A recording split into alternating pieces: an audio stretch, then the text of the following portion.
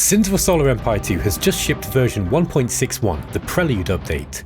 This one features a series of small updates made to improve the game AI and lay some groundwork for the bigger Ares AI system overhaul coming later this year. These changes help the computer players run their economies, pick their upgrades, and use their abilities more sensibly. The goal here is a smarter opponent that plays a little more like a human would play. In this video, I want to talk to you about something that competitive players have spent the past few weeks arguing about, which is the Vasari nerfs. It was becoming all too common to jump into a 10-player lobby and find every single seat taken by the Vasari.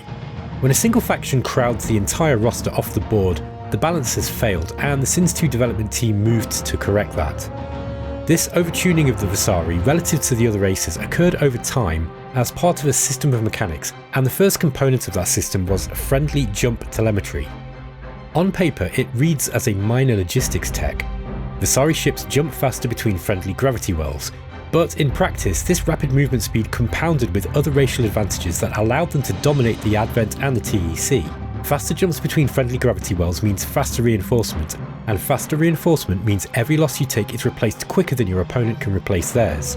In a war of attrition, the side that replaces enough losses first wins. With this tech, the Vasari can commit to a war, trade losses, and throw fresh ships back into the front before anyone else recovers. Friendly jump telemetry has now taken a heavy hit.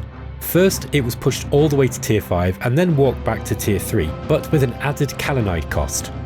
Exotics are scarce, so paying Kalanide for it turns a default pick into a real economic decision. The second component of this system was the Canrack Assailant. Previously, the Canrack was a generalist. High damage per second, high pierce, respectable durability. It killed everything, so Vasari players simply mass-produced Canracks and skipped the rest of the fleet. That problem had been building since the Defensor Corvette nerfs, which stripped away the Vasari's other comfortable crutch and loaded even more weight onto the Canrack. Our updates pulled it back to its intended job as an anti-capital ship specialist. It still performs that role well, but it no longer does every other role on top too. The Kulturas Titan was adjusted too. It now offers less fleet control, with a small bump to survivability as compensation, so a single Titan can no longer dictate the shape of a large engagement quite so easily. Two smaller cuts were made too, a fighter nerf and a nerf to the siege frigate. The siege frigate change matters more than its size suggests. Vasari siege frigates had become a low-risk harassment tool, picking apart enemy economies for almost no investment, and that style was one of the more toxic patterns in the meta, so trimming their efficiency closes the door on that. Add it all together and the picture is clear. The Vasari were leaning on a narrow set of overtuned tools, a reinforcement advantage nobody could match, and a single hull that did everything. Take those away and they are forced back into a proper mixed fleet, operating under the same logistical limits as every other race.